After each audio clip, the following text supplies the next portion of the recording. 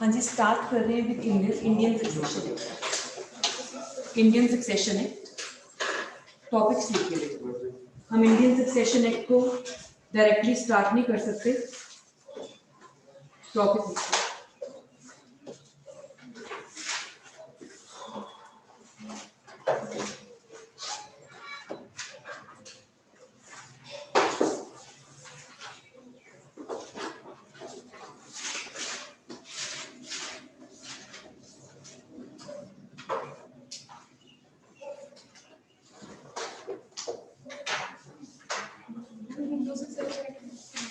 हाँ बेटा, सॉरी मैं हिंदू सक्सेशन।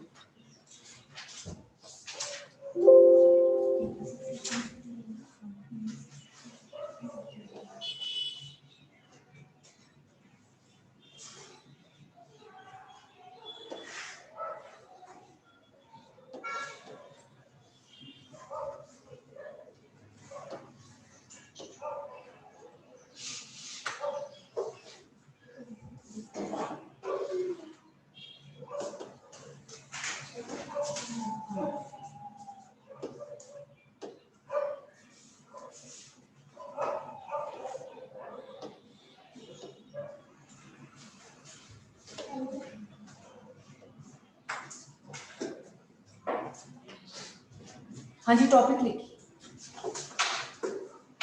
टॉपिक्स लिखिए।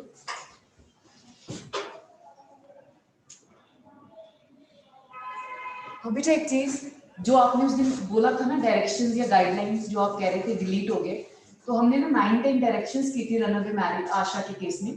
तो वो जो ये कह रहे थे उसमें जो 9th पॉइंट था ना, that was pertaining to specially marking places for as shelter home या protection home for specific this purpose. तो उन्होंने कहा कि हम ऐसा कोई मार्क नहीं करेंगे, तो सिर्फ वो डायरेक्शन ओवर हुई है, बाकी सारी अभी भी मतलब शेल्टर होम्स जो हमारे पास ऑलरेडी अवेलेबल हैं, शेल्टर होम्स हम फिर उन्हीं में उनको एकोमोडेट करते हैं। जो ओवरऑल है वो सिर्फ टू द रेफरेंस ऑफ 0.9 ही था वो।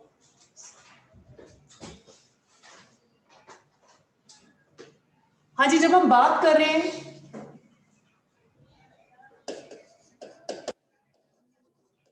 हिंदू लॉ को हम दो पार्ट्स में डिवाइड करते हैं, uncodified law and codified law. Uncodified law, codified law. जो हमारा कोडिफाइड लॉ है, हमारे पास 4 मेन एक्ट हैं, तो जो 3 एक्ट्स हैं वो इंडिपेंडेंट है, उनका अनकोडिफाइड लॉ से कोई लेना देना नहीं है, कंप्लीट कोड इन इटसेल्फ है, तो हमें किसी अनकोडिफाइड लॉ को देखने की जरूरत ही नहीं पड़ी जब हम तीनों इन स्टैट्यूट की बात करेंगे। फॉर एग्जाम्पल हमने बात की हिंदू मैरिज एक्ट 1955, सेकंड है Hindu adoption and maintenance act 1956 और Hindu minority and guardianship act 1956।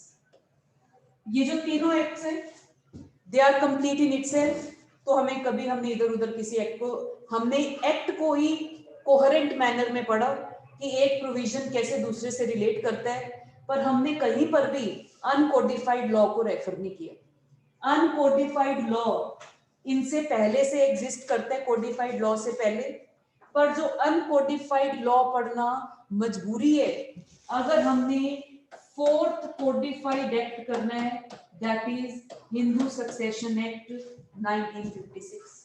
Hindu succession act 1956 से पहले हमें अनकोडिफाइड लॉ को करना मैंडेटरी है, अदरवाइज हम हिंदू सक्सेशन एक्ट के प्रॉब्लम्स को ही डील नहीं कर पाएंगे। तो जब हम अनकोडिफाइड लॉ की बात करते हैं, सबसे पहला कंसेप्ट है joint family, joint family. Second concept है कोपार्सनरी। थर्ड कंसेप्ट है प्रॉपर्टी। फोर्थ कंसेप्ट है एलिएनेशन और फिफ्थ कंसेप्ट है पार्टीशन। और फिफ्थ कंसेप्ट है पार्टीशन। इवन अगर आप मेंस के क्वेश्चंस देखेंगे, मेंस के क्वेश्चन में 70% क्वेश्चंस में आपको अनकोडिफाइड लॉ को अप्लाई करना पड़ता है, नहीं तो आप वो क्वेश्चन अटेम्प्ट नहीं कर पाएंगे। ये सारा जो अनकोडिफाइड लॉ है ये स्टेप बाय स्टेप चलता है। जैसे जॉइंट फैमिली एक मेजर बॉडी है, या हम एक फेरिफ्री मान रहे हैं जिसमें सारा फैमिली इंक्लूडेड है। फिर जॉइंट फैमिली के अंदर हमने एक नैरो बॉडी को क्रिएट की है जिसको हमने कोपार्सनरी का नाम दिए। फिर हम कोपार्सनरी में रेफर करेंगे क्या है राइट्स कोपार्सनर्स के, प्रॉपर्टी कैसे आगे जाती थी कोपार्सनर्स के पास, और कोडिफिकेशन का क्या इफेक्ट हुआ on the concept of coparcenary. उसके बाद जब हमने जॉइंट फैमिली भी करा, कोपार्सनरी भी करा, यहां तक करते करते हमें इतना आइडिया हो जाएगा जॉइंट फैमिली की जॉइंट फैमिली प्रॉपर्टी होगी। वो क्यों? बिकॉज हमारे यहाँ पर प्रिजम्पशन है that every family is a joint family, तो कोई भी उनकी प्रॉपर्टी होगी तो वो क्या होगी? Joint family property. फिर हमने कोपार्सनरी प्रॉपर्टी की भी बात की, तो हम प्रॉपर्टी में फिर करेंगे, प्रॉपर्टी दो तरह की हो सकती है, या तो सेल्फ एक्वायर्ड या फिर जॉइंट फैमिली, एंसेस्ट्रल उसका एक हिस्सा है। तो जॉइंट फैमिली प्रॉपर्टी के 5-6 मेन सोर्सेज हैं का कौन सी प्रॉपर्टी को हम जॉइंट फैमिली प्रॉपर्टी में इंक्लूड करेंगे। ये बेटा आपको शॉर्ट नोट में क्वेश्चंस आए हुए हैं, जैसे थ्रोइंग इनटू कॉमन स्टॉक, या आपके जॉइंट फैमिली प्रॉपर्टी का है, या रिकवर्ड प्रॉपर्टी के बारे में क्या प्रिंसिपल्स हैं, तो वो आपको सब करना पड़ेगा। फिर अब हम जब हम प्रॉपर्टी कर लेंगे उसके बाद हम करेंगे क्या जॉइंट फैमिली प्रॉपर्टी या इंसेस्ट्रल प्रॉपर्टी या कोपार्सनरी प्रॉपर्टी का एलिनेशन पॉसिबल है? होगा एलिनेशन पॉसिबल? क्यों? से बाहर निकाल देते हैं, उसमें एलिमिनेशन होता है। नहीं, प्रॉपर्टी का बेटा आपने कहा किसको फैमिली से बाहर निकालते हैं? तो उसके पास प्रॉपर्टी नहीं है, उसके ऊपर एलिमिनेशन। वो एलिनेशन नहीं है बेटा। आप जो आपने कहा फैमिली से बाहर निकाल देते हैं, तो मतलब आप किसी मेंबर की बात कर रहे हैं। तो अगर मेंबर को बाहर निकालने से कभी भी प्रॉपर्टी जॉइंट फैमिली का स्टेटस चेंज नहीं होता। अगर आपने जॉइंट फैमिली प्रॉपर्टी का ये स्टेटस खत्म करना है तो एक ही तरीका है, और वो तरीका है पार्टीशन। तो एलिनेशन कभी भी, पार्टीशन को हम एलिनेशन नहीं कहते। एलिनेशन का मतलब है कि क्या जॉइंट फैमिली जब इंटैक्ट है, सारी प्रॉपर्टी इंटैक्ट है, तो हम karta, father, coparcener, sole surviving coparcener, हम ये 4 का पढ़ेंगे। क्या इनमें से कोई प्रॉपर्टी को एलिनेट कर सकता है इन जॉइंट स्टेटस? तो जनरल रूल तो हर नो ही है। वो क्यों? क्योंकि कभी भी जॉइंट फैमिली प्रॉपर्टी या कोपार्सनरी प्रॉपर्टी को एलिनेट नहीं कर सकते। इमूवेबल प्रॉपर्टी के लिए तो प्रिंसिपल है इमूवेबल प्रॉपर्टी को हमेशा इंटैक्ट रखना है, क्योंकि इमूवेबल प्रॉपर्टी पर स्टेक बहुत ज्यादा है। अगर मूवेबल प्रॉपर्टी है तो हमने कुछ एक्सेप्शनल सिचुएशंस में हर कैटेगरी को कुछ पार्ट्स दी हुई हैं कि वो इन एक्सेप्शनल केसेस में प्रॉपर्टी को एलिनेट कर सकता है। जैसे कर्ता की अपनी पार है, फादर की अपनी पार है, कोपार्सनर की अपनी पार है, सोल सर्वाइविंग कोपार्सनर की अपनी पार है। तो ये बड़ा इंपॉर्टेंट है कि कब ये लोग एलिनेट कर सकते हैं या नहीं कर सकते, अगर एलिनेशन वैलिड नहीं है उसका क्या कॉन्सिक्वेंस होगा। और फिर आपका लास्ट टॉपिक आ जाता है पार्टीशन। पार्टीशन कि अगर किसी को पार्टनर में हम सेकंड टॉपिक जब करेंगे को पार्टनरी का, उसमें हम करेंगे हर को पार्टनर के 2 इंपॉर्टेंट राइट होते हैं, right to ask for partition, right to have a share in partition. तो जब वो पार्टीशन मांगे, कैसे मांग सकता है, उसका क्या इम्पैक्ट होगा, कर्ता के पास कर्ता की पार्ट्स कब तक रहेंगी, पार्टीशन कितनी स्टेजेस में होता है, तो ये सारे जो फंडामेंटल रूल्स हैं, प्रिंसिपल्स हैं, वो हम पार्टीशन में करेंगे। हरियाणा में पार्टीशन का एक डॉक्ट्रिन आ जाता है, डॉक्ट्रिन ऑफ रीबक 620। सुनने में हमें लगता है कि पता नहीं कितना टेक्निकल है, सिर्फ ये एक एप्लीकेशन ऑफ माइंड है, नाम ही इसका ऐसे है, अदरवाइज सिंपल मैथ्स है कि इक्विटेबल प्रिंसिपल कुछ और कहता है। जैसे आप यहीं पर ही बैठे बैठे, सपोज आप सारे को पार्टनर्स हैं, आप एक ग्रुप में हैं, 1 2 3 4 5 6 9 को पार्टनर्स हैं, 10 9 कितने हैं, 10 है को पार्टनर्स हैं। मौली ने कहा मुझे पार्टीशन चाहिए, कितना हिस्सा मिलेगा मौली को? 1/10। 2005 अमेंडमेंट के बाद, उससे पहले फीमेल को पार्टनर नहीं थी, तो हम अब की बात करें। मौली ने अपना 1/10 लिया और बाहर हो गई। उसके बाद ये वाले प्रिंसिपल में फर्क नहीं पड़ेगा, इसको हम चेंज कर रहे हैं। हम चेंज कैसे कर रहे हैं? ये मेन तो 4 को पार्टनर है, मेन 4 को पार्टनर है और 2 इनके आगे बच्चे हैं। मौली ने कहा मुझे मेरा हिस्सा दे दो, कितना हिस्सा आएगा?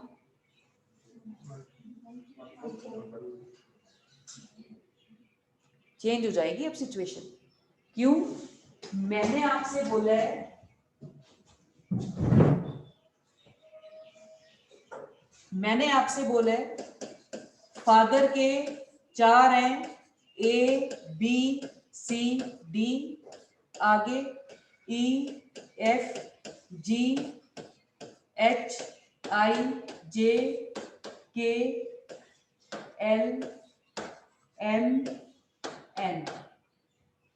अब लड़का लड़की होने का फर्क नहीं पड़ता, तो हमने एस और डी को रेफर करना छोड़ दिया। इस ए ने पार्टीशन मांगा, फादर तो डेड है, हाँ जी, कितना हिस्सा मिलेगा? 1/4 नहीं मिलेगा बेटा। 1/4 तो आपने पर कैपिटा डिवीजन कहते हैं इसको। 1/4 आया इसके पास, 1/4 फिर 3 हिस्सों में डिवाइड होगा, कितना होगा? 112 112 112 112। ठीक है, हमने जो 112 निकाला वो सिर्फ ए के लिए निकाला था, इसको फिर भूल जाइए। ए ने अपना 112 लिया और ये फैमिली से बाहर हो गया। अब कितनी प्रॉपर्टी बची टोटल? 11/12। हाँ, 1 - 1/12, 12 - 1/12, 11/12 बची ना, 11/12 बची। फिर उसके बाद सी ने कहा मुझे भी मेरा हिस्सा दे दो, सी ने अपना लिया, चला गया, फिर प्रॉपर्टी बची। हम क्या कर रहे हैं?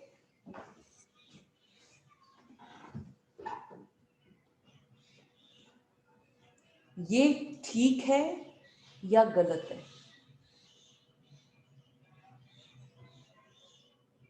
इसको हम छोड़ देते हैं।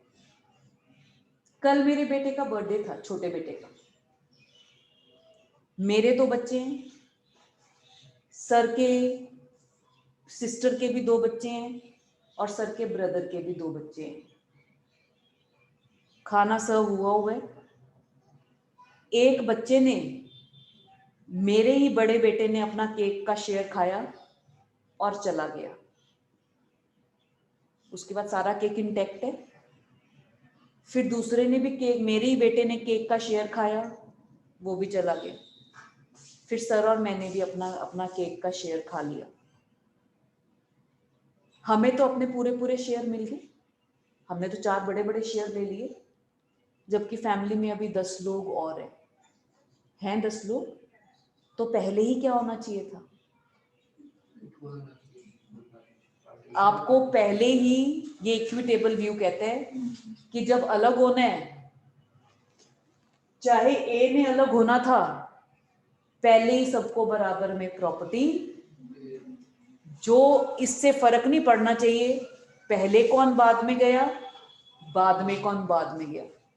रीबक 620 बस क्या कहता था कि जो हो गए उनको भूल जाओ, फिर जब जो रह गए हैं तो जिन पार्टीशन के टाइम पर देखेंगे कितनी प्रॉपर्टी है, उसके हिसाब से फिर हम देंगे। उससे क्या होगा, इसका मतलब हम बढ़ावा दे रहे हैं कि फैमिली से फटाफट अलग हो जाओ। अगर जल्दी अलग होगे प्रॉपर्टी का ज्यादा हिस्सा मिलेगा। जो जितना इकट्ठा रहना चाहेगा उतना ही ज्यादा वो नुकसान में रहेगा। क्यों? क्योंकि एक प्रॉपर्टी, एक लाइन की प्रॉपर्टी हम दूसरी लाइन में ट्रांसफर करी जा रहे हैं। जो पहले पहले अलग हो गए उनको तो अपना पूरा शेयर मिल जाएगा। जो जितना बाद में अलग होगा, इवन अगर ए के अलग होने पर हमने 11/12 को इंटैक्ट रखा, उसके बाद जो भी मांगेगा उसके शेयर में कमी पड़ेगी। क्लियर है प्लीज? तो ये कुछ बेसिक प्रिंसिपल्स हैं जो आपने अभी भी अप्लाई किया। ये सिर्फ डॉक्ट्रिन है, तो हम इसको टेक्निकल एक इलस्ट्रेशन के थ्रू करेंगे। किन किन कोड्स वो क्या सपोर्ट करता है, कौन इक्विटेबल को सपोर्ट करता है। फिर पार्टीशन में बेटा आपको एक दो चाहते हैं reunion. What is reunion? Partition क्या होता है फिर? जॉइंट फैमिली बन जाती है। आपने पार्टीशन किया, फिर आप रियलाइज कर रहे हैं कि भाई हम तो इकट्ठे ही ठीक थे, आप फिर से रीयूनाइट हो रहे हैं। फिर क्वेश्चन है कौन कौन रीयूनाइट हो सकता है। तो ये बड़ी इंपॉर्टेंट है। पार्टीशन होने के क्या तरीके हैं, मोड्स ऑफ पार्टीशन क्यों इंपॉर्टेंट है? क्योंकि जब हम हिंदू सक्सेशन अमेंडमेंट एक्ट पढ़ेंगे तो जो सेक्शन 6 के लास्ट की एक्सप्लेनेशन है उसमें दो पार्टीशन का मेंशन है, partition by decree of court और रजिस्टर्ड पार्टीशन। जबकि पार्टीशन को इफेक्टिव करने के कम से कम 9-10 तरीके हैं। तो पार्लियामेंट ने क्यों सिर्फ दो को मेंशन किया? तो जब हम सीरीज ऑर्डर में चलेंगे हमें स्लोली एंड ग्रेजुअली हमें हर क्वेश्चन का आंसर मिलेगा। तो जब हमने बात की, हम स्टार्ट कर रहे हैं with uncodified law and the first concept is joint family property. Oh sorry, joint family. Joint family, हाँ जी, जॉइंट फैमिली हमारे लिए कोई नई चीज नहीं है। हाँ जी, बट इज जॉइंट फैमिली।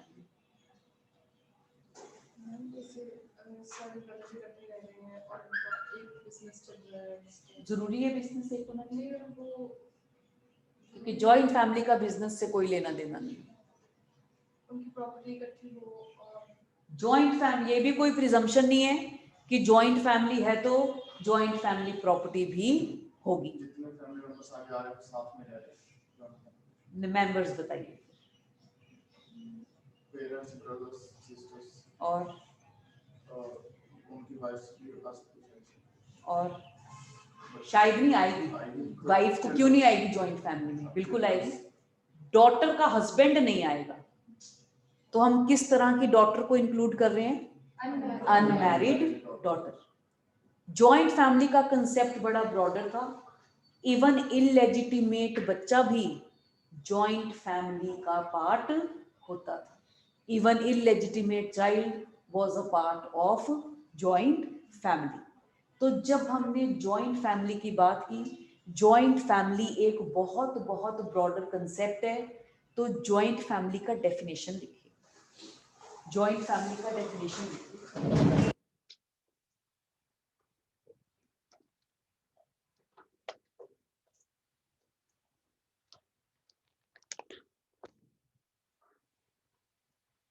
हाँ जी, जिस हम जॉइंट फैमिली की बात कर रहे हैं, सबसे ऊपर कौन होगा उसमें? बिल्कुल ठीक है। हम उसको कर्ता नहीं बोलेंगे, चाहे वो कर्ता भी हो। तो जॉइंट फैमिली में हम उसे बोलते हैं कॉमन एंसेस्टर। हमें मेल भी लिखने की जरूरत नहीं है क्योंकि हमारे यहाँ पर कैसी सोसाइटी है? पैट्रियार्कल।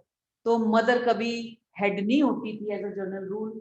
तो सबसे पहले जब हमने जॉइंट फैमिली की बात की,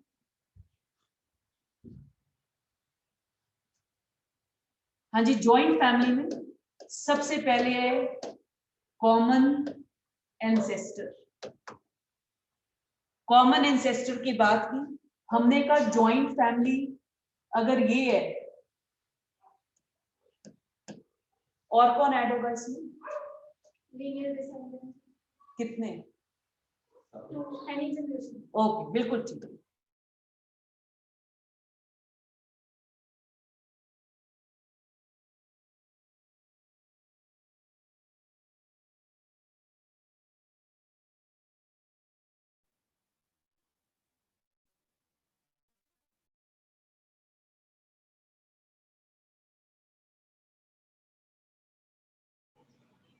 सेकंड लिखिए, सेकंड लिखिए, all his lineal male descendants, all his lineal male descendants up to any generation, all his lineal male descendants up to any generation। और कौन होगा? Wives. बिल्कुल ठीक है। इसमें लिखिए थर्ड, टुगेदर विद वाइफ और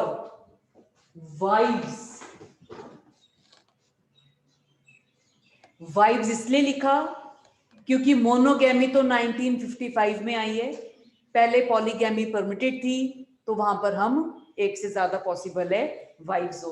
और वो हम आगे लिखेंगे बेटा। अब वाइव्स और विडोज का एस ब्रैकेट में लिख देना, एक भी हो सकती है, ज्यादा भी हो सकती है। फोर्थ लिखिए, unmarried daughters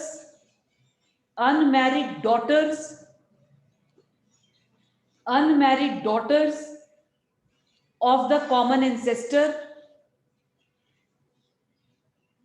and of the lineal male descendants, unmarried daughters of the common ancestor and of the lineal male descendants।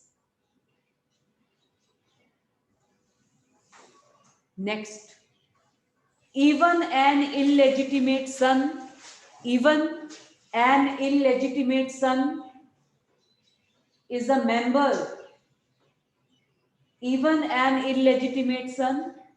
a member of his father's joint family,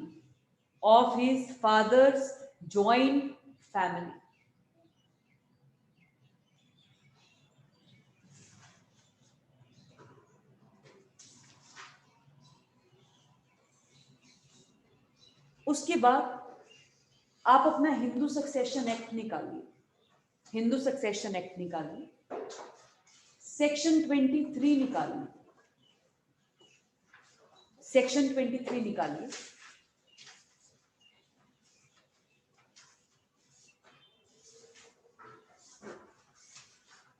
read करना मौलवी। 23 यस, वो 2005 में खत्म हो चुके हैं, पर आपको फुटनोट में अभी भी होगा, रीड कर बेटा। Section 23 special provision respecting dwelling houses. जो ड्वेलिंग हाउसेज हैं उसमें हम ना डॉटर्स को देते नहीं थे हिस्सा, तो 2005 अमेंडमेंट नहीं थे तो खत्म कर दिया, पर इसका प्रोवाइजो बहुत इंपॉर्टेंट है, बिकॉज आगे जो हम लिखेंगे that is directly related to the proviso. Read कर बेटा। नहीं, सेक्शन रीड सारा करो। Where a Hindu intestate has left surviving him or her both male and female heirs specified in class 1 of the schedule, and his or her property includes a dwelling house wholly occupied by member of his or her family, then notwithstanding anything contained in this act, the right of any such female heir to claim partition of the dwelling house shall not arise until the male heirs choose to divide their respective shares therein. But the female heirs shall be entitled to the right of residence therein. मतलब female hair को उसका partition कहने का तो right नहीं है, पर अगर मेल हेयर्स कह रहे हैं कि चलो पार्टीशन करते हैं, तो फीमेल को हमने राइट ऑफ रेजिडेंस दे दिए। आगे रीड करो बेटा। Provided that where such female heir is a daughter, she shall be entitled to a right of residence in the dwelling house only if she is unmarried or has. इसका मतलब married daughters को तो हमने residence का भी right नहीं दिया because they become part of their husbands family. आगे or has been deserted ये by, इंपॉर्टेंट है, ये अंडरलाइन कर लीजिए, has been deserted by or has separated from her husband or is a widow. Yes. इसका मतलब इवन जो daughters हैं, even after marriage they could return to their parents house in any such exigency. Clear है? Last point लिखिए joint family का। Even widowed daughters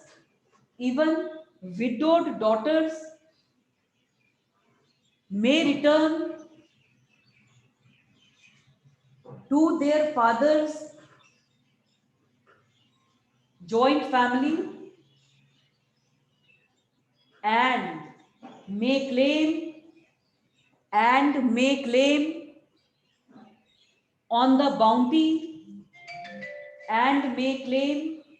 bounty of the joint family.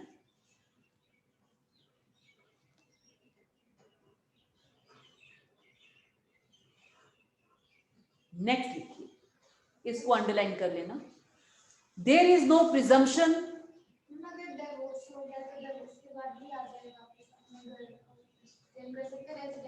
Yes क्यों नहीं कर सकती बेटा, पर वो क्यों नहीं लिखा, इसका कारण है। गार्डियनशिप में हम पढ़ते थे, एक और तरह की गार्डियनशिप होती थी हमारे अनकोडिफाइड लॉ में, जो जिसकी अब हमें जगह नहीं मिलती हमारे एक्ट में, और वो थी guardianship by affinity. Guardianship by affinity का कंसेप्ट था कि एफिनिटी मैरिज होता है कि शादी के बाद जो लड़की की जो गार्डियनशिप है वो उसके हस्बैंड को चली जाती थी, और हस्बैंड की डेथ के बाद जो उसके एल्डर्स थे या जो विडो कभी भी अपने घर वापस नहीं आती थी, only living certain exceptional situations. तो जब विडो है, लाइफ ऐसी नहीं थी जैसी अब हम सोचते हैं। क्यों? हम कहते थे मैरिज एक इटर्नल और परमानेंट यूनियन है। तो हमारे यहाँ तो सती की प्रथा थी कि अगर हस्बैंड डेथ हो गया, इट वुड बी बेटर कि लेडी उसके साथ ही, जब उससे बर्न कर रहे हैं, वाइफ को भी साथ ही जला दे। और यहाँ तक कि जब हम कहते थे, अब तो कोई ऐसा नहीं कहता, पर तब कहते थे लड़कियों को कि आप शादी होकर उस घर में जा रहे हैं, वापस कब आना है? अर्थी पे वापस आना है। जो रिफ्लेक्ट कर रहे हैं कि उस तरह का सोसाइटी का कैसा माइंडसेट था। सिर्फ लड़के वाले ही नहीं, इवन पेरेंट्स, वो अपनी डॉटर्स को दे आर नॉट वेलकमिंग किया, वो उन्हें कहीं जी हाँ जी आ जाओ। तो जब हमने बात बोली है, और इसी वजह से जो आपने कहा सारे हमारे लॉ में अनमैरिड है, और इसका इम्पैक्ट हमें एडॉप्शन एक्ट में दिखता था 2010 अमेंडमेंट से पहले, कि हमने इवन एक्ट ऑफ 1956 के बाद भी मैरिड फीमेल्स को एडॉप्शन का राइट नहीं दिया, क्योंकि हम सोचते थे मैरिड फीमेल की अपनी कोई इंडिपेंडेंट एंटिटी नहीं है। और यही कारण था, चाहे सक्सेशन हो चाहे एडॉप्शन हो, हमने उन्हें हर राइट से डिप्राइव किया गया था, जो कि पार्लियामेंट स्लोली एंड ग्रेजुअली अब उन पर उन्होंने सब राइट कन्फर किए। ठीक है प्लीज। यस, अगर कोई एक्सेप्शनल सिचुएशंस हैं, उसमें कोई रिस्ट्रिक्शन नहीं है, वो आ भी सकती है नहीं भी आ सकती, पर ऐसा कोई रिजिड रूल नहीं है। पर जो प्रैक्टिस थी वो यही थी कि इवन बेटा, ये जो हमारे नॉर्म्स थे, उसी की वजह से चादर अंदाजी इतना प्रेवलेंट था। अगर ब्रदर की डेथ भी हो जाती थी तो वो विडो को वापस भेजने की बजाय क्या करते थे, कोई भी ब्रदर हो और कोई, उससे उसकी शादी करवा देते थे। क्यों?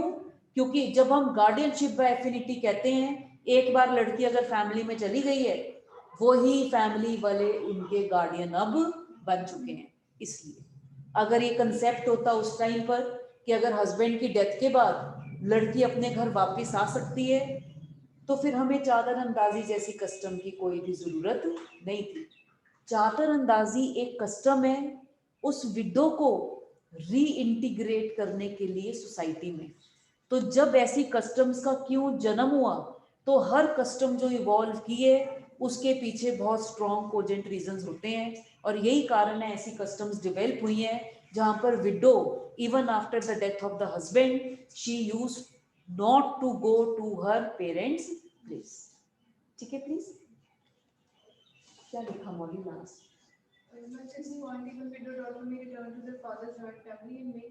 नेक्स्ट पैराग्राफ लिखिए। There is no presumption, there is no presumption that joint family holds joint property. Joint family holds joint property.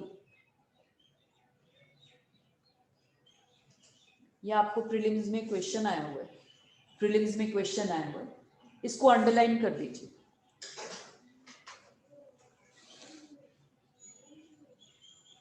हाँ जी, क्या ये पॉसिबल होगा? पॉसिबल होगा? ये रीजन देने पड़ेंगे, ऐसा नहीं हाँ या ना नहीं। पॉसिबल होगा ये अखिल? पॉसिबल होगा जॉइंट फैमिली हो और जॉइंट फैमिली प्रॉपर्टी ना हो? यस मैम, पॉसिबल हो सकता है। कब?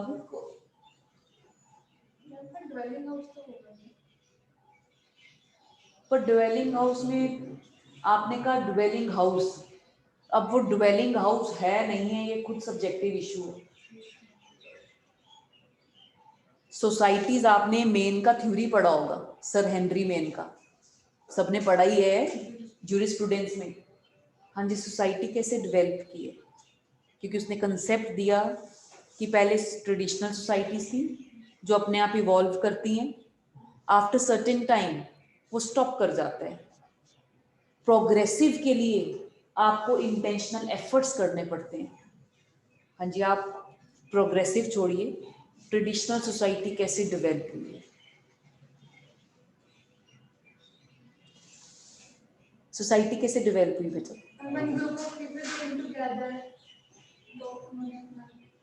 क्यों आए group of people together?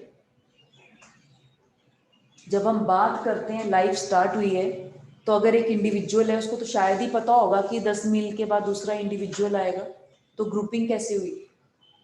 For protection, for their basic needs. ये तो बेटा सबसे लास्ट स्टेप है जो आपने बोला है। ये हो सकता है that every time a person is dependent on other person. ये भी बेटा वो ये ना थ्योरी था, चेंज हो गया।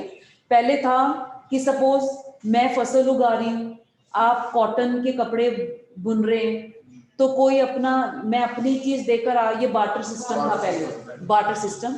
पर बार्टर सिस्टम के ना अपने कुछ लूप होल्स थे, और बार्टर सिस्टम के लूप होल्स की वजह से फिर क्या स्टार्ट हुआ? करेंसी, फिर करेंसी आई। हाँ जी, सबसे पहला स्टेप क्या था ह्यूमन सिविलाइजेशन में? ओके, जो लोग थे उन्हें हम हंटर्स कहते थे, या हम कहते थे वॉन्डरिंग नोमैडिक पीपल कहते थे। हाँ जी, वो आर वॉन्डरिंग पीपल। क्यों उन्हें वॉन्डरिंग पीपल कहते थे? They don't have a specific. एक जगह ठिकाना नहीं। Used to roam here and there for food and basic items. अब उसमें ये क्वेश्चन अराइज होता है, बेसिक नीड्स कैसे फुलफिल करते थे अपनी? 3 है ना हमारी बेसिक नीड्स, कौन कौन सी है? रोटी कपड़ा मकान, तो कैसे फुलफिल होती थी? ओ बिल्कुल ठीक है, रॉ फ्लैश एनिमल्स को हंट करते थे और एनिमल्स की स्किन के ही वो क्लोथ्स डालते थे। परमानेंट रेजिडेंस की कभी जरूरत ही नहीं थी, आज यहाँ कल वहाँ कॉन्टिन्यू वो ट्रेवल करते रहते थे। हाँ जी, उसके बाद क्या फिनोमिना डेवलप हुआ? उसके बाद agriculture. How agriculture develop? Then they settle at a particular place. बिल्कुल नहीं। कैसे हुआ डेवलप बेटा? एग्रीकल्चर कैसे डेवलप हुआ? अच्छा, बैलगाड़ी। बैलगाड़ी में पता है कितनी, बैलगाड़ी नहीं आई, पहले तो व्हील्स आए होंगे, बैलगाड़ी तो बहुत बात की बात है। हंटिंग में ज्यादा उनको लगता था ना मेहनत नहीं बेटा, जो जितना हम अर्ली उसमें जाएंगे आदमी उतना ज्यादा मेहनती था। तो जो आप वो काम चोरी वाली आदत कह रहे हैं वो हमारे में है, उनमें नहीं थी।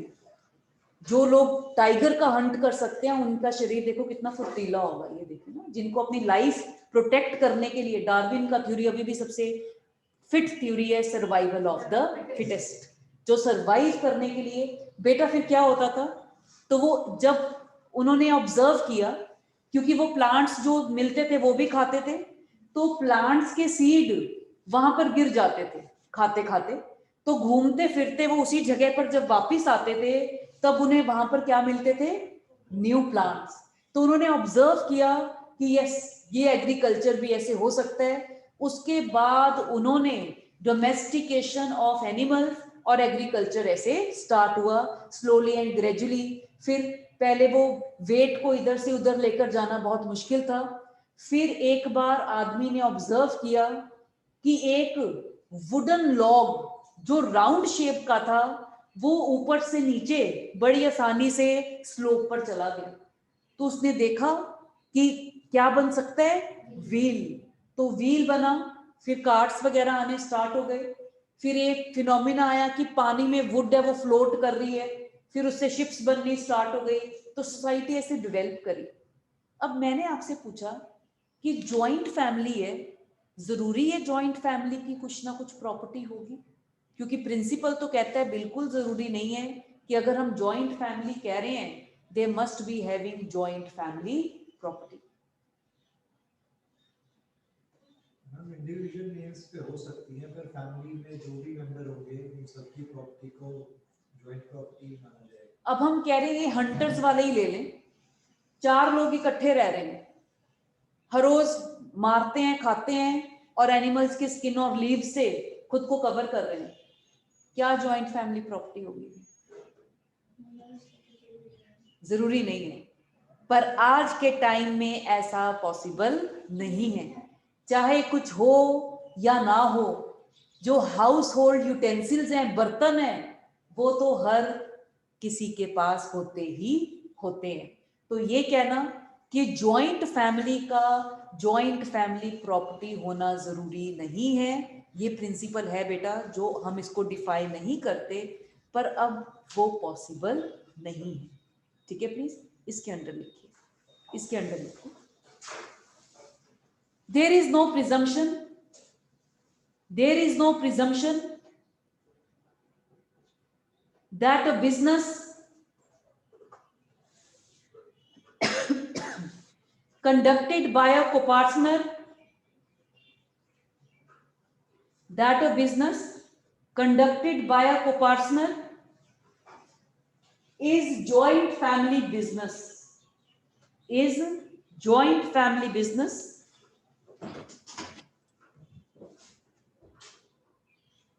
In Hindu law, in Hindu law,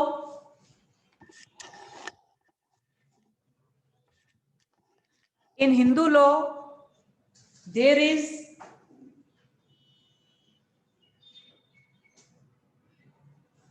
Hindu law, there is मत लिखिए, the existence of joint property, the existence of joint property is not a condition precedent, is not a condition precedent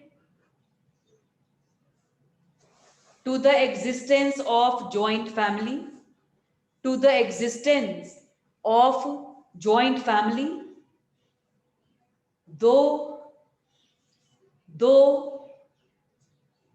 it will be a rare case, though it will be a rare case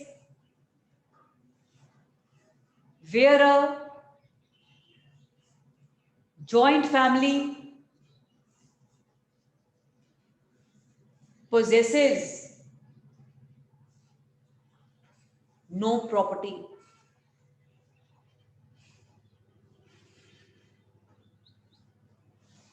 It will have at least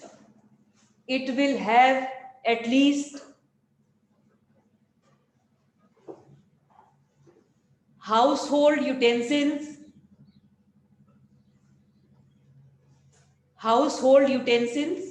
and articles which its members use in common.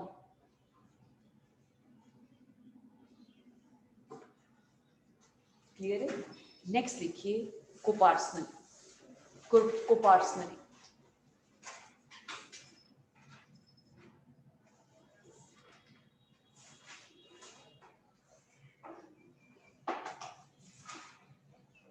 Question लिखिए.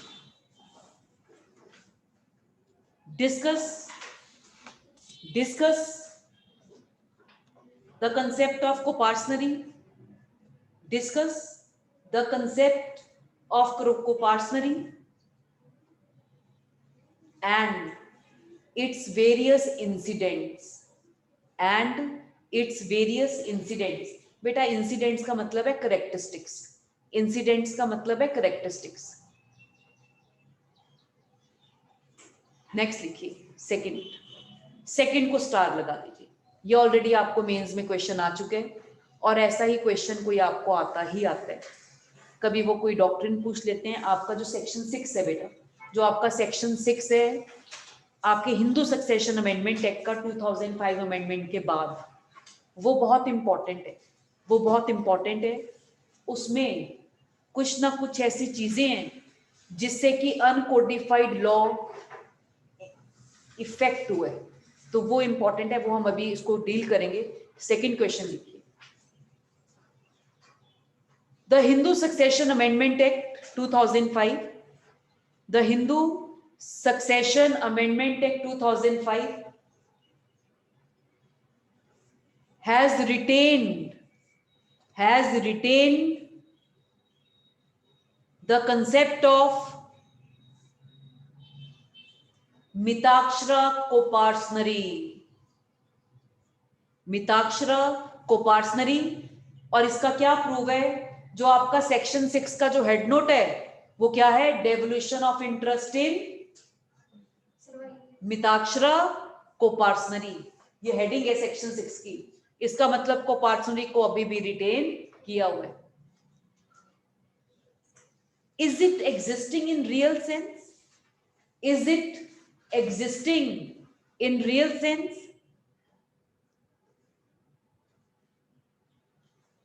Illustrate your answer with special reference to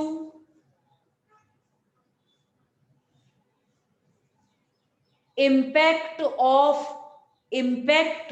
codification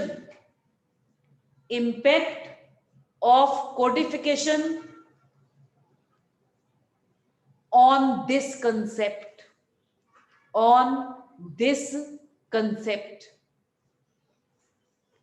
next question लिखिए. बेटा section 6 sub section 2 निकालिए. Section 6 sub section 2 read करना थी एक बार. Subsection 2. Any property to which a female Hindu become entitled by virtue of subsection 1 shall be held by her with the incident of coparcenary ownership. Yes, इसको underline कर लीजिए. With incidents of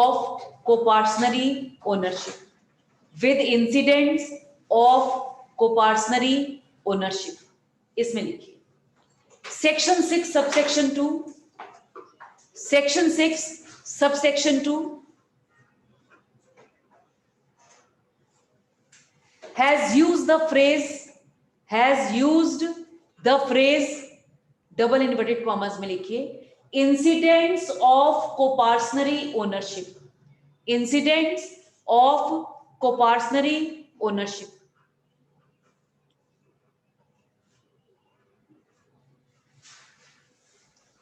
Double inverted commas close, full stop. Discuss the incidents of coparcenary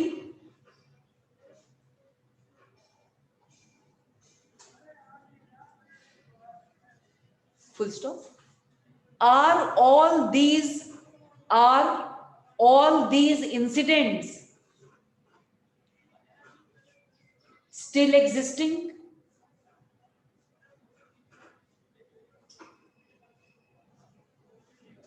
Discuss your answer.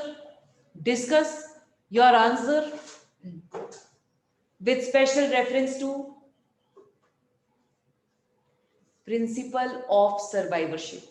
बेटा आपको mains में ना principal of survivorship के ऊपर question आया हुआ है और आपको डिस्कस करना था कोडिफिकेशन ने प्रिंसिपल को किस तरह से अफेक्ट किए. ये बहुत इंपॉर्टेंट है, इसको स्टार लगा लीजिए. और क्यों? क्योंकि सबसे मेजर प्रिंसिपल जो कोपार्सनरी का था, मिताक्षरा कोपार्सनरी का, that is principle of survivorship. और आपका जो सबसेक्शन 3 है, क्यों हम कहते हैं कन्फ्लिक्ट है? सबसेक्शन 2 तो कहते हैं कि जो भी हिस्सा मिला है she will hold the property with incidents of coparcenary ownership. साथ में ये तो बता देते कौन सा इंसिडेंट एग्जिस्ट कर रहा है और कौन सा नहीं कर रहा. क्यों?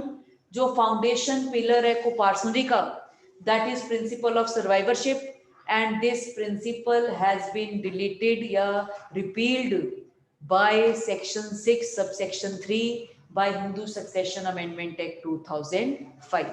प्रिंसिपल अब एग्जिस्ट ही नहीं करता. बेटा सेक्शन 6 सबसेक्शन 3 रीड करो.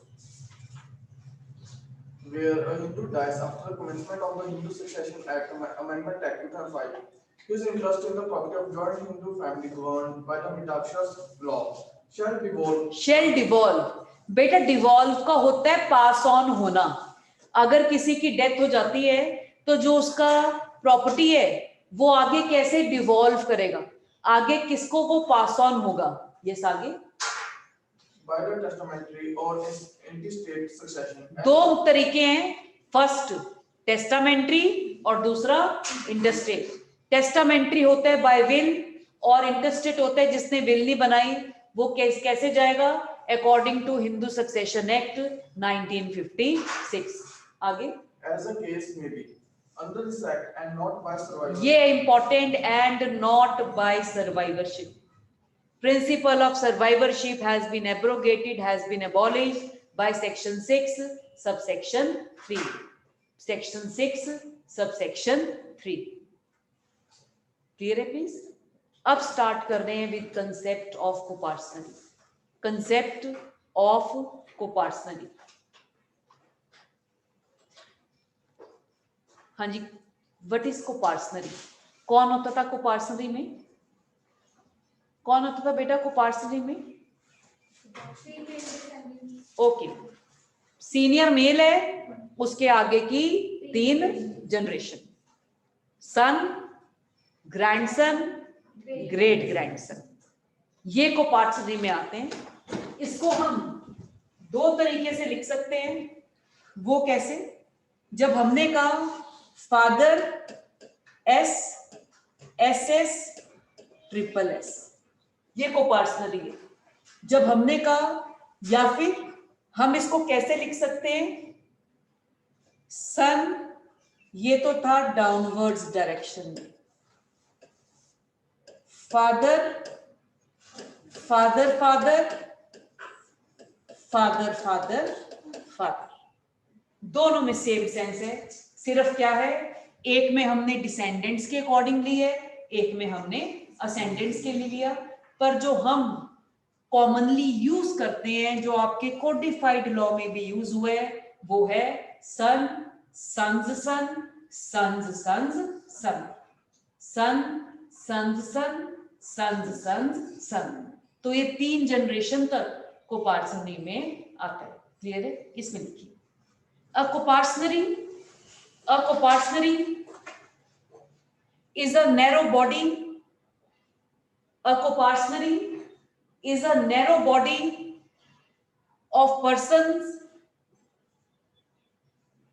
within a joint family, within a joint family, and consists of first father, second son, third son's son, fourth son's son. ठीक है प्लीज? जब हमने कहा यहां पर बहुत इंपॉर्टेंट है, हमने तो यहां पर एक ही लिया, father S1, S2, S3, S4, S6, S7, S8, S9, S10। हमने कहा 3 जनरेशन, हम तो सिंगल ड्रॉ कर रहे हैं कन्वीनियंस के लिए, किसके बीच में है कोपार्सनरी?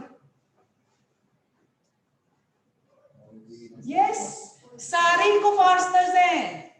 वो क्यों? ये फादर है, ये सन्स है, ये सन्स है, सन्स है, ये सारे ही कोपार्सनरी में आते हैं। हम अपनी कन्वीनियंस के लिए हम एक एक लाइन ड्रॉ कर कर शो कर रहे हैं son son son son son son, but this is the entire coparcenary. पर ये भी पॉसिबल है एक ही कोपार्सनरी में डिफरेंट कोपार्सनरीज पिक्चर में आ जाए। कब? जब फादर की डेथ हो जाएगी, उसी कोपार्सनरी में different कोपार्सनरीज will come into emergence, वो भी डिपेंड करता है अपॉन द कोपार्सनर्स। वो कैसे? अगर सारे जो ब्रदर्स हैं they are vesting authority in the elder brother कि आप सारे फैमिली को इंटैक्ट रखिए, कोई जरूरत नहीं है सेपरेट कोपार्सनर्स की, but if they are of the opinion that we should get partition and have our own shares, तो उस केस में क्या हो जाएगा? एक की जगह 3 independent कोपार्सनरीज will come into emergence। ठीक है प्लीज। नेक्स्ट रूल, जब तक सबसे सीनियर मेंबर की डेथ नहीं होगी नीचे वाला ऐड नहीं होगा, ये प्रिंसिपल है। For example F S SS SSS SSSS SSSS, किनके बीच में निश्चय कोपार्सनरी?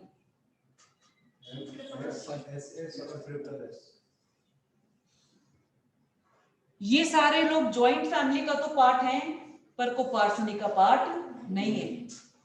अगर S की डेथ हो जाती है किसके बीच में होगी कोपार्सनरी? F SS SSS, इसकी हो जाती है तो F SSS, और अगर इसकी भी हो जाती है फिर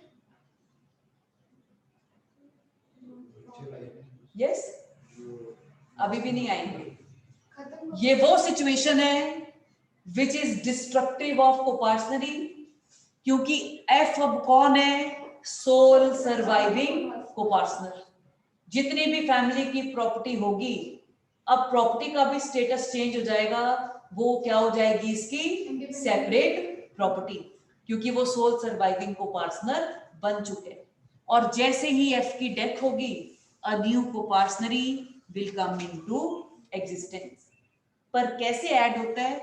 F की डेथ होगा तो ये ऐड हो जाएगा, S की डेथ होगा तो ये ऐड हो जाएगा। जब तक सीनियर मोस्ट की डेथ नहीं होगी नीचे वाले ऐड नहीं होंगे। ठीक है प्लीज, ये लिखिए, ये लिखिए। पहले इसके लिए इसके लिए लिखिए,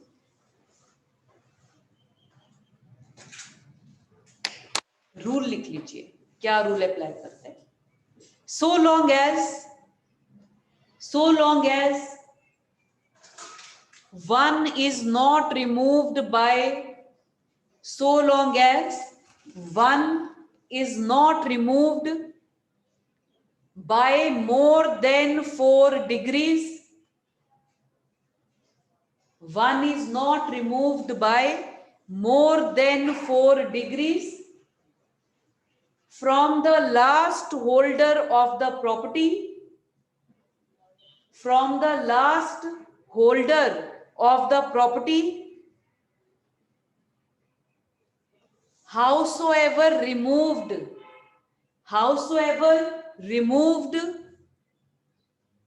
one may be from the original holder,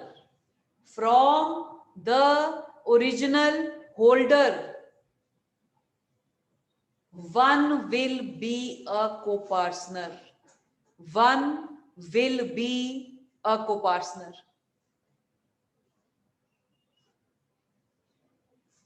clear है?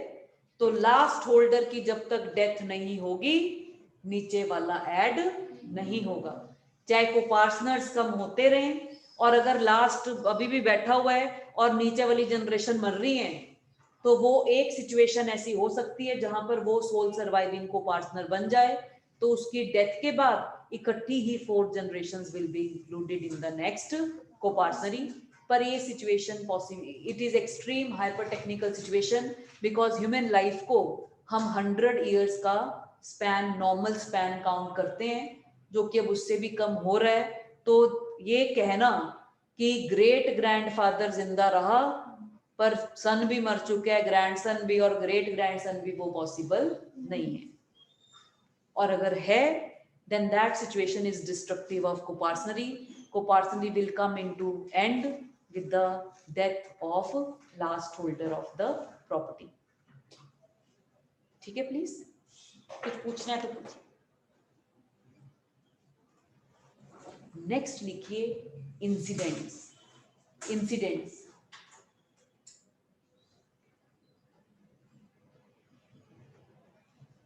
First, rights available to co-partners.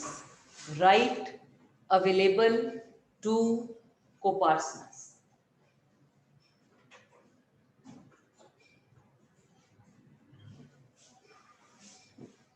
इसमें लिखिए co-partners are having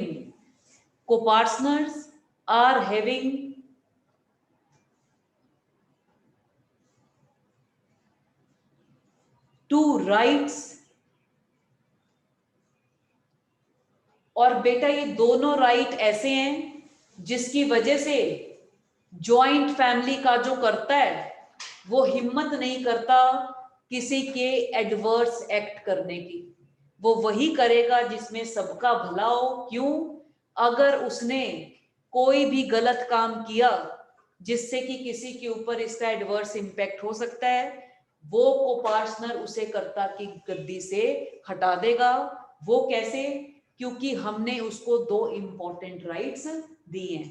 फर्स्ट लिखिए right to ask for partition, right to ask for partition,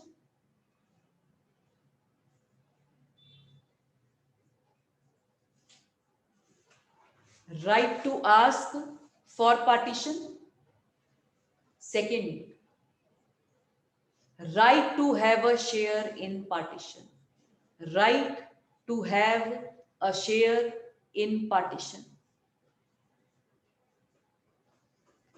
इसके नीचे नोट लिखिए, जब आपने सक्सेशन का क्वेश्चन करना है आपने इस नोट को हमेशा ध्यान में रखना है, क्योंकि आपका आंसर वेरी करेगा अगर आपने इस चीज को ध्यान में रखा है या नहीं है। 60 to 70% क्वेश्चंस जो आपको मेंस में आते हैं उसमें इस वाले प्रिंसिपल को अप्लाई करना पड़ता है, और शेयर्स उससे डिफरेंट होते हैं।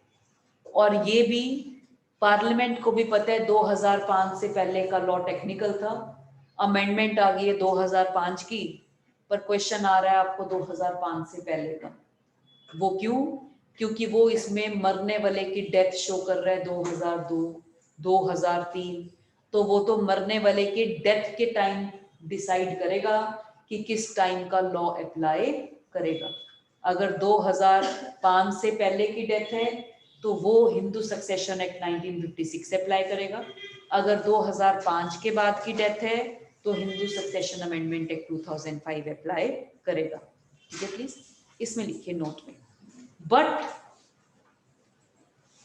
there are certain females,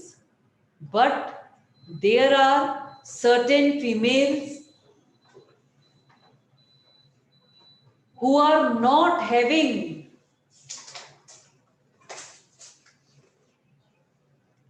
right to ask for partition, who are not having right to ask for partition, but they are entitled to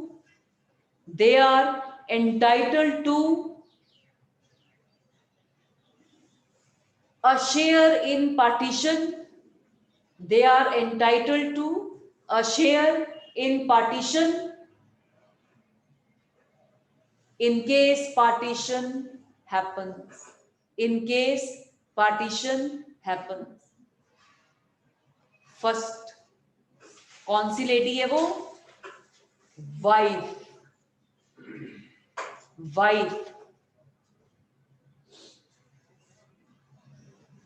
अगर पार्टीशन हो रहा है बिटवीन फादर एंड सन, तो हमने वाइफ के लिए एक हिस्सा रखना है, कितना? जितना हमने सन को अलॉट किया है. क्लियर है? वाइफ इसमें लिखिए. Wife is entitled to get a share in partition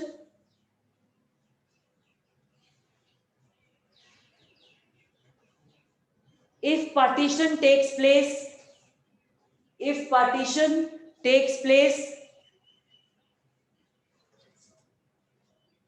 between father and son,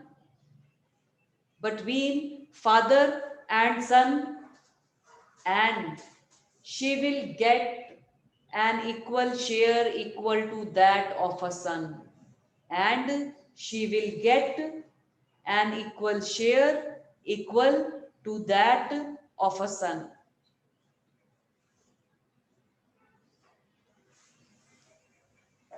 example लिखिए. Father married to W and having two sons, S1 and S2, and one daughter D,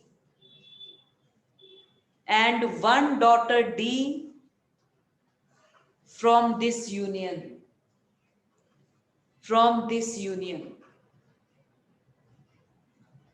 S1 asks for partition.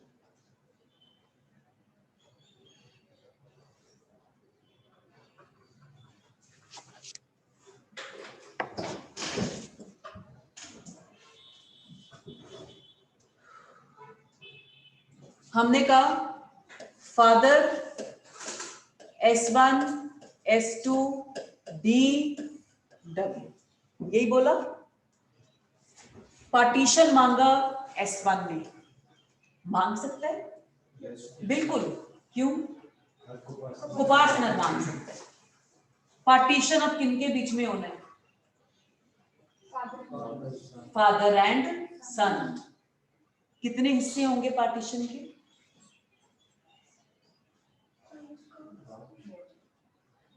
Property के partition में property के भी तो हिस्से होंगे ना.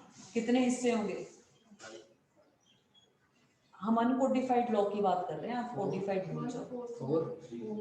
4 1 4 1 4 1 4 1. Daughters को हमने शुरू से ही डिस्क्रिमिनेट किया. ना तो ये फादर को सक्सीड कर सकती थी और ना ही इसे हम पार्टीशन में शेयर देते थे. ये पोजीशन है बिफोर हिंदू सक्सेशन एक्ट 1956. आपने जो चीज ध्यान में रखनी है, जिन हम 3 फीमेल्स का नाम ले रहे हैं, अगर आपको अपने मेंस के पेपर में, थ्योरेटिकल पेपर में, 25 नंबर के पेपर में आपको पार्टीशन शो करना पड़ रहा है, क्योंकि प्रॉपर्टी जॉइंट है, तो आपको उसमें इसका शेयर रखना पड़ेगा वाइफ का. वो क्यों? वाइफ पहले तो लेगी 1/4 as a share in partition. इसका कोडिफिकेशन से कोई लेना देना नहीं है, कोडिफिकेशन में मेंशन भी नहीं है ये चीज. और दूसरा शेयर क्या मिलेगा? इंटरस्टेट सक्सेशन में जो उसका शेयर लिखा होगा आपके बेयर एक्ट में, ठीक है प्लीज। तो इसमें क्या हो रहा है, सन लोगों को तो हम दो दो प्रॉपर्टी दे रहे हैं, one in partition and other in succession, पर डॉटर को हिंदू सक्सेशन एक्ट के बाद हम देखेंगे सिर्फ एक ही तरह की प्रॉपर्टी के लिए वो एंटाइटल्ड थी। जब हम फादर का उसका अपना शेयर निकाल लेंगे सेपरेट प्रॉपर्टी, इसमें फादर की जो 1/4 है वो क्या आ गई है, उसकी सेपरेट प्रॉपर्टी। इस पर फिर हिंदू सक्सेशन एक्ट 1956 के रूल्स लगते थे, और इसके सारे हेयर्स को, सारे क्लास 1 हेयर्स हैं, कितना हिस्से होंगे 1/4 के, 2 सन है, एक डॉटर है, एक विडो है, कितना प्रॉपर्टी मिलेगा 1/4। लड़कों और मदर को तो मिलेगा 1/4 प्लस 1/4, लड़की को सिर्फ मिलेगा 1/4। और पार्लियामेंट ने इतने तंग दिल से Hindu succession amendment, sorry Hindu succession act बनाया कि लड़की को उसने क्लास 1 हेयर्स की लिस्ट में तो इंक्लूड कर दिया, पर साथ में एक स्ट्रेटेजी भी दे दी सेक्शन 6 में। अभी वाले सेक्शन 6 की बात नहीं कर रहे, हम 1956 के सेक्शन की बात कर रहे हैं। उन्होंने, जो कि रिफ्लेक्ट करता है, क्योंकि जो लॉ मेकर्स हैं they are representatives of the people, कि लोग अभी तैयार नहीं थे लड़का लड़की को बराबर प्रॉपर्टी देने के लिए। तो पार्लियामेंट ने कहा चलो कुछ तो मिले, थोड़ी सी ही दो, पर लड़के लोगों का उन्होंने वो हिस्सा अफेक्ट नहीं किया जो कि उन्हें किसमें मिल रहा है, पार्टीशन में। उन्होंने ऐसा तरीका निकाला, इनोवेटिवनेस की होता है एक्सट्रीम, नेगेटिव सेंस में इनोवेटिवनेस है, ऐसा तरीका निकाल दिया कि लड़कों का पार्टीशन का शेयर भी अफेक्ट ना हो और लड़कियों को भी अपना हिस्सा मिल जाए। तो वो स्ट्रेटेजी क्या थी वो अभी हम करेंगे, जब हम कोपार्सनी के फीचर सर्वाइवरशिप की बात करेंगे उसमें हमें ये एंगल डिस्कस करना पड़ेगा, ठीक है प्लीज। तो अभी के लिए क्योंकि हम इसको स्टेप बाय स्टेप कर रहे हैं, तो कुछ ऐसी फीमेल्स थी जो पार्टीशन के लिए कह नहीं सकती थी, पर उनको हम हिस्सा देते थे अगर पार्टीशन होता है, ठीक है प्लीज। पहली क्या लिखी है आपने, वाइफ, सेकंड लिखिए। मैम ये वाली जो सिचुएशन है इसमें अगर आज के टाइम पे देखें तो फिर आज तो बेटा डॉटर अब को पार्टनर है, अब तो कोई फर्क ही नहीं है, आपको ये इतना तिगड़म लगाने की जरूरत ही नहीं है। फादर की डेथ पे कितने हिस्से होंगे प्रॉपर्टी के, सबको ये 1/4 1/4 1/4 1/4। ये जो तिगड़म बाजी लगाई है पहले पार्टीशन करने की, ये क्यों लगानी पड़ी, क्योंकि पार्लियामेंट ने जब 1956 में एक्ट बनाया उसने डॉटर को खुले दिल से प्रॉपर्टी देनी नहीं चाहिए। उसने कहा कि पहले हम मरने वाले का सेपरेट शेयर निकालेंगे जिसमें पार्टीशन के रूल्स अप्लाई करेंगे, और जब उसका अपना सेपरेट शेयर आ जाएगा वो फिर हमारे हिंदू सक्सेशन एक्ट के अकॉर्डिंग जाएगा। तो जब हम पार्टीशन करते थे तो डॉटर्स को तो कुछ मिलता नहीं था। अब पोजीशन चेंज हो गई है क्योंकि 2005 में डॉटर्स को क्या बना दिए, को पार्टनर। अब अगर आप करते भी हैं पहले पार्टीशन तब भी शेयर क्या होंगे, अगर पहले पार्टीशन करते हैं सबको आएगा 1/5 1/5 1/5 1/5 1/5, फिर उस 1/5 के 4 हिस्से होंगे 1/20, तो 1/5 प्लस 1/20 सबको मिलना तो 1/4 ही है। तो अब कॉम्प्लिकेशन खत्म हो चुकी है। जो कॉम्प्लिकेशन सारी है वो 1956 से लेकर 2005 तक की है, क्योंकि वहां हमने डॉटर्स को डायरेक्ट शेयर नहीं दिया। डॉटर को हिस्सा देने के लिए पहले हमें मरने वाले का हिस्सा निकालना पड़ता था बाय अप्लाइंग रूल्स ऑफ। और क्यों ये इतना टेक्निकल हुआ, क्योंकि सक्सेशन तो कोडिफाई हो गया, पार्टीशन कोडिफाई नहीं हुआ, जिसकी वजह से हमें अनकोडिफाइड लॉ से कंसेप्ट अप्लाई करने पड़ रहे हैं for making the codified law executable in practical life. इस वजह से ये टेक्निकल हो गया। पर 2005 अमेंडमेंट में क्योंकि लड़का लड़की में कोई फर्क नहीं है इन एनी सेंस, लड़कियों को पार्टनर बना चुके हैं, तो इसलिए उन्होंने कहा अब तो ऐसा कोई प्रिंसिपल यहाँ पर अप्लाई नहीं करता। और जो हमने पहले बेटा किया है कि हमने फादर का 1/4 सेपरेट निकाला, इसको उन्होंने नाम दिया नोशनल पार्टीशन। ये स्ट्रेटजी लगाई थी पार्लियामेंट ने कि पहले हम एज्यूम कोई फादर कोई पार्टीशन थोड़ी ना मांग के गया था, पर हम एज्यूम कर लेते थे, लीगल फिक्शन अप्लाई कर देते थे कि मरने वाले ने has asked for partition immediately before his death, क्योंकि अगर हमने नोशनल पार्टीशन नहीं किया तो हम इस कंसेप्ट को अप्लाई नहीं कर पाएंगे जो 1956 के एक्ट में था। ठीक है, प्लीज बेटा लास्ट रीड करो क्या Now, for example, if father married to W, two sons has care. Second लिखिए, मदर, मदर भी पार्टीशन के लिए नहीं कह सकती, पर ऐसे कुछ कैटेगरीज हैं जिनकी अगर पार्टीशन होती है जिनके बीच में, तो हम किसको हिस्सा देंगे? मदर को। कौन होगा? किनके बीच में हो रहा है partition?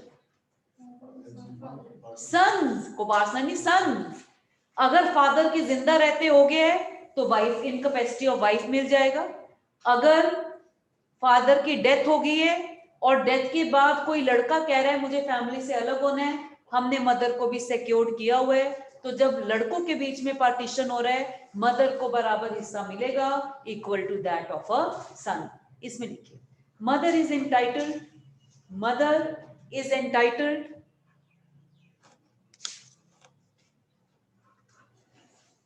to get a share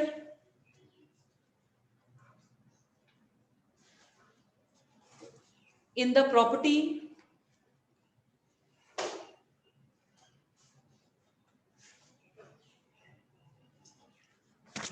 if partition is taking place between sons। और तीसरी थी ग्रैंड मदर। ग्रैंड मदर की कब बारी आएगी? या तो children, son and grandchildren, या फिर अमंग ग्रैंड चिल्ड्रन। अगर पार्टीशन हो रहा है between son and grandchildren या फिर अमंग ग्रैंड चिल्ड्रन, तो हमने ग्रैंड मदर का भी एक शेयर रिजर्व रखना है।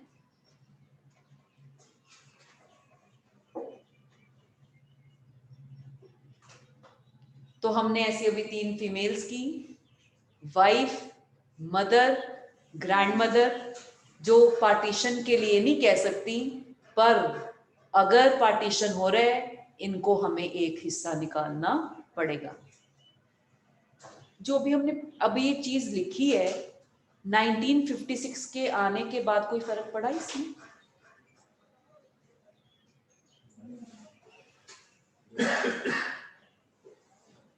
कोई फर्क नहीं पड़ा। तब भी पहले भी डॉटर को पार्टनर नहीं थी, बाद में भी नहीं है। फर्क सिर्फ इतना पड़ा है कि हमें डॉटर को हमने क्लास 1 हेयर्स की लिस्ट में निकाल दिए, तो फादर का हम शेयर निकालकर बाय पार्टीशन उसके हिस्से को हम हिंदू सक्सेशन एक्ट के रूल्स अप्लाई करते थे और डॉटर को उसमें से एक शेयर दे देते थे। क्लियर है? इसके अंडर लिखिए effect of Hindu succession act 1956।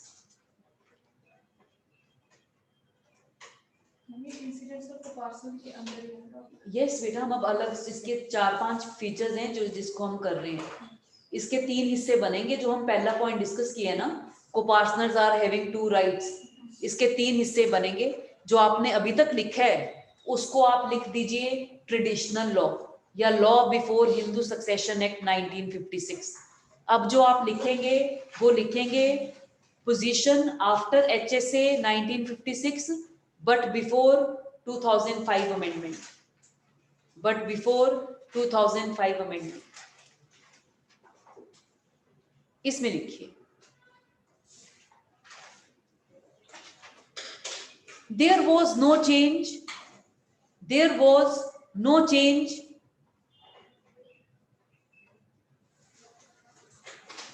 in the position even after Hindu Succession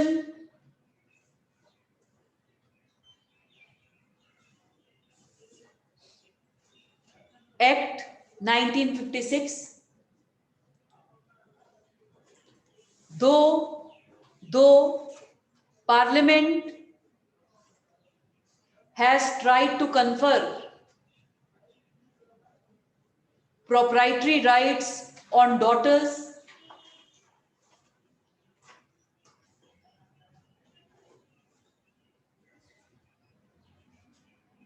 though Parliament has tried to confer proprietary rights on daughters by including them in the list of class 1 heirs, but daughters were not made co-partners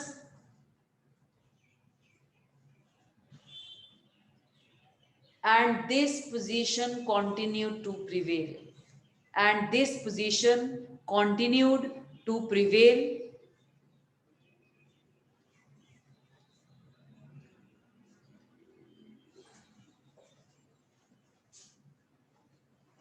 अब जैसे इस case में जो F है, F ने कहा नहीं कि पार्टीशन करो, पर अगर हमने डॉटर को हिस्सा देना है फादर के शेयर में से तो हम फादर का सेपरेट शेयर निकालना पड़ता था, क्योंकि डॉटर को हमने अभी को पार्टनर नहीं बनाया, सिर्फ फादर की सेपरेट प्रॉपर्टी में जो सक्सेशन के थ्रू जारी है हमने उसको बेनिफिट दिए। ठीक है, प्लीज नेक्स्ट लिखिए, effect of Hindu succession amendment act 2005। Ma'am जब डॉटर को दे रहे हैं तो उस टाइम में कंप्लीट प्रॉपर्टी में से उसको 1/4 पार्ट मिलेगा, 1/5 निकालना पड़ेगा। कब? अब टाइम बताइए, आप किसकी बात कर रहे हैं? यहाँ पे फादर की डेथ नहीं हुई है पर डॉटर को शेयर दे रहे हैं वहाँ पे।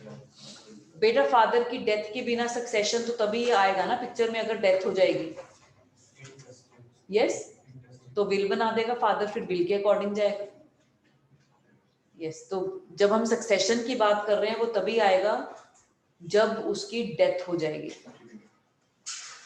अब फॉर एग्जाम्पल मेरे पास जितनी मर्जी प्रॉपर्टी हो, जब तक मेरी डेथ नहीं हो जाती किसी को नहीं पता मैं कितना दूंगी नहीं दूंगी, विल बनाऊंगी नहीं बनाऊंगी, तो वो मेरे पे है ना। हिंदू सक्सेशन एक्ट तो तब पिक्चर में आएगा अगर मैं हिंदू हूं और मरने से पहले मैंने अपनी विल नहीं बनाई।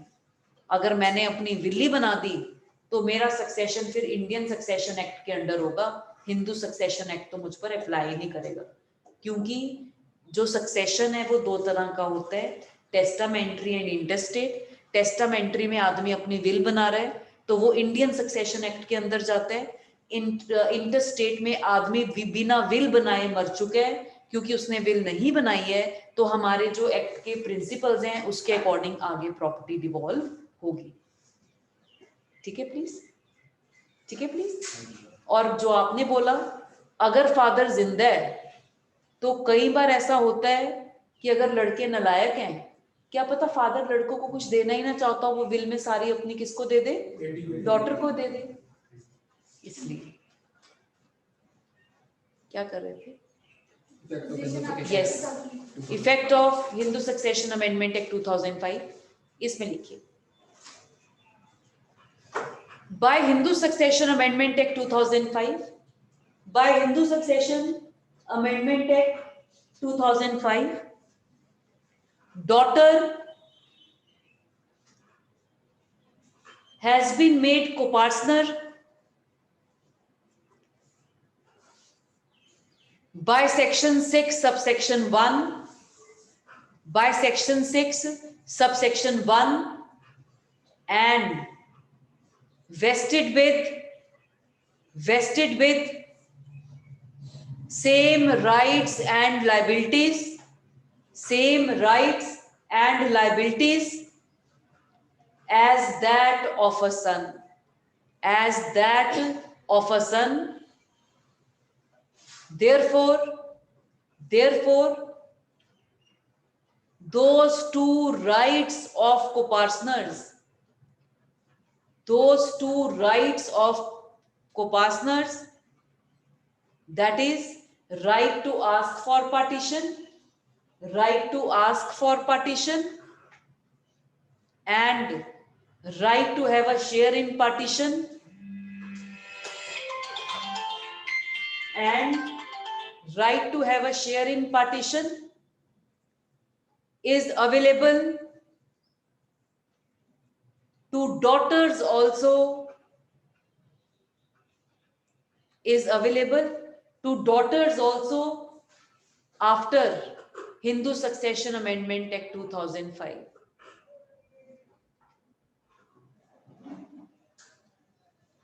अब क्या होगा, जो आपका सेक्शन 4 है बेटा एक्ट का, वो इंपॉर्टेंट है। सेक्शन 4 ने कहा जहां लॉ नहीं है वहां कस्टम प्रिवेल करेगी, जहां लॉ है वहां लॉ प्रिवेल करेगा। और हिंदू सक्सेशन अमेंडमेंट एक्ट ने हमारे पार्टीशन के अनकोडिफाइड लॉ को अफेक्ट किया। अब यहां पर कैसे अफेक्ट किया, डॉटर को पार्टनर बन चुकी है, पार्टीशन में चेंज नहीं आया। अगर आज हम उसका हिस्सा निकालते हैं तो हमने डॉटर को इक्वल खड़ा कर दिए सन के बराबर में लाकर, तो पार्टीशन अगर करते हैं तो अब भी सबको बराबर के हिस्से देने पड़ेंगे, क्योंकि अब तो हर को पार्टनर का राइट है, right to ask for partition and right to have a share in partition. ठीक है, प्लीज कुछ पूछने यहां से। बेटा आज का लेक्चर ना वो मैम ने जाना था 1 वीक के लिए, तो उल्टा सीधा करना पड़ा,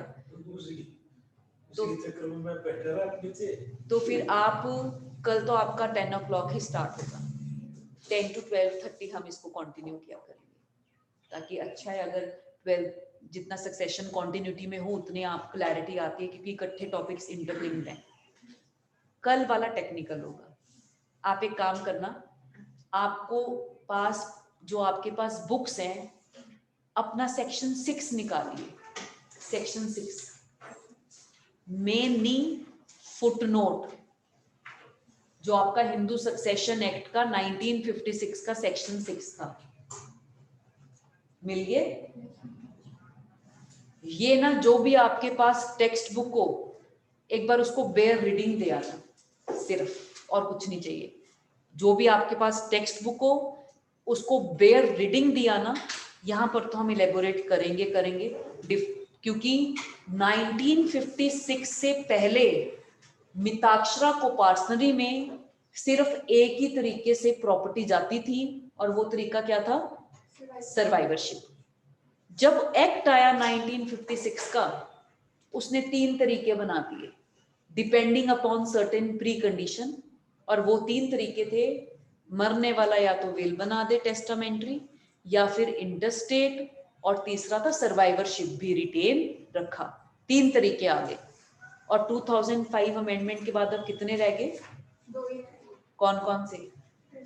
टेस्टामेंट्री या इंटरस्टेट। तो फिर हम जब इसको कंक्लूड करेंगे, जो ये हमारा पार्लियामेंट ये कोपार्सनरी का ढोल बजा रहा है, उसको बेटर है बंद कर दे, क्योंकि रियलिटी में कोपार्सनरी जैसा कंसेप्ट अब एग्जिस्ट नहीं कर रहा।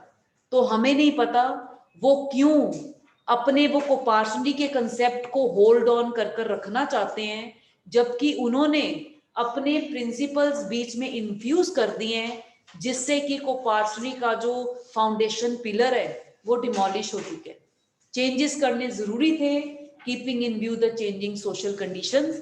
तो अब पार्लियामेंट को अब डिसाइड कर लेना चाहिए कि उन्होंने उस लॉ को स्टिक करना है जो कि in accordance with the change social condition है, या फिर कोपार्सनरी का ढांचा ही ढांचा जैसे होता है ना, नीचे है और ऊपर चुन्नी ओढ़ा रखी है कोपार्सनरी की, रियलिटी में नीचे कोपार्सनरी है नहीं है।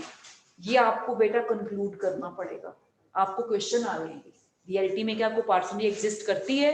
तो आपको सारे फीचर्स को 1 by 1 डिस्कस कर सिर्फ 2 ही हैं जो पहले भी एग्जिस्ट कर रहे थे, अब भी एग्जिस्ट कर रहे हैं, बाकी 2 तो बिल्कुल खत्म हो चुके हैं, उनका कोई सिर पैर नहीं है। तो रियलिटी में जो एबॉलिश किए, they were more important and has laid down the foundation stone of coparcenary। ठीक है, प्लीज यहां से हम कल कंटिन्यू करेंगे।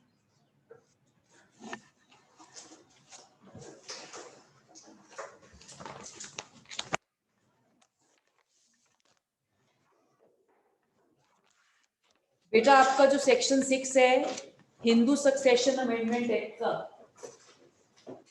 उसके 5 सबसेक्शन है, पांचों के 5 सबसेक्शंस के आपको 5 डिफरेंट क्वेश्चंस बनते हैं। कई सेक्शंस में 2 हैं, कहीं में 1 है, वो सारे के सारे आपके लिए बहुत इंपॉर्टेंट है। लास्ट 3 इयर्स का ट्रेंड है। एक बार तो आया प्रिंसिपल ऑफ सर्वाइवरशिप जो है अब एग्जिस्ट नहीं कर रहा 10 नंबर में, तो ये तो आप लिखोगे नहीं, एबॉलिश हो गया, आपको सारा डेवलपमेंट ट्रेस करना पड़ेगा। और एक आया हुआ है डॉक्ट्रिन ऑफ पायस ऑब्लिगेशन जो सेक्शन 6 सबसेक्शन 4 ने एबॉलिश कर दिया है, तो वो भी पूछा हुआ है आपको मेंस में, तो उसमें भी आपको सारा डेवलपमेंट ट्रेस कर कंक्लूड करना पड़ेगा कि वो अब एबॉलिश हो चुके हैं। तो आपका सेक्शन 6 बहुत बहुत इंपॉर्टेंट है। सेक्शन 6 को हम बार बार अनकोडिफाइड लॉ करते हुए डिस्कस कर रहे हैं। तो जब अनकोडिफाइड लॉ करेंगे फिर हम फिर से इसको नहीं करेंगे जो अभी हम कर रहे हैं, हम सिर्फ आगे उसकी एक्सटेंशन करेंगे। जितना अनकोडिफाइड लॉ में हो जाएगा उसकी आगे एक्सटेंशन करेंगे, तो आपका अनकोडिफाइड लॉ बहुत इंटीग्रेटेड है आपके कोडिफाइड लॉ के साथ। तो वो आपको जैसे जब हम एलिनेशन का चैप्टर करेंगे वहां हम doctrine of pious obligations of son करेंगे, वहां पर जो था वो हम कर लेंगे, पर उसके आगे जो डेवलपमेंट हुई है वो हम फिर 1956 का क्या इम्पैक्ट हुआ है, 2005 का क्या इम्पैक्ट हुआ है, तो वो आपको पीछे उतना आइडिया होना चाहिए जितना हम अनकोडिफाइड लॉ में कर चुके होंगे। आपका 80% सेक्शन 6 आपका अनकोडिफाइड लॉ में कवर हो जाएगा, तो ये आपने हमेशा ध्यान में रखना है। ठीक है बेटा, थैंक यू। मैम लेक्चर के स्टार्टिंग में आपने एक मैगजीन बोला था स्टैंटिबस वाला। अच्छा, डॉक्ट्रिन ऑफ रीबक 6 स्टैंटिबस है बेटा। वो लिखा दो spelling. Rebus REBUC SIC stantibus STANTIBUS doctrine of rebus 6 stantibus. Rebus 6 stantibus होता है जो पार्टीशन ले गया, भूल जाओ, फिर से सारी प्रॉपर्टी को इक्वल हिस्से में बांटो। इक्विटेबल व्यू कहता है कि नहीं, पहले प्रॉपर्टी को प्रोपोर्शनेटली देख लो कितना किसका हिस्सा है, जो लेना चाहता है चाहे अलग हो जाए, पर जो भी जाएगा उतना ही लेकर जाएगा, उससे ज्यादा नहीं मिलेगा। इक्विटी कहती है, क्लियर है। तो ये एक था रीबक 6 स्टैंटिबस, और एक था ये जो प्रॉब्लम होती है ना जो हमने डिस्कस की, वो सक्सेसिव पार्टीशंस में आती है कि जैसे 5 भाई हैं, चारों इकट्ठे रहना चाहते हैं, एक ने कहा अलग हो जाओ, तो ये सक्सेसिव पार्टीशन में ये प्रॉब्लम्स आती हैं। तो जो सक्सेसिव पार्टीशन में कौन से प्रिंसिपल्स अप्लाई करते हैं, कौन सा व्यू ज्यादा बेटर है, बेटा आपको सक्सेसिव पार्टीशन का भी क्वेश्चन आ जाता है, तो वो आपको पता होना चाहिए। ठीक है प्लीज, थैंक यू।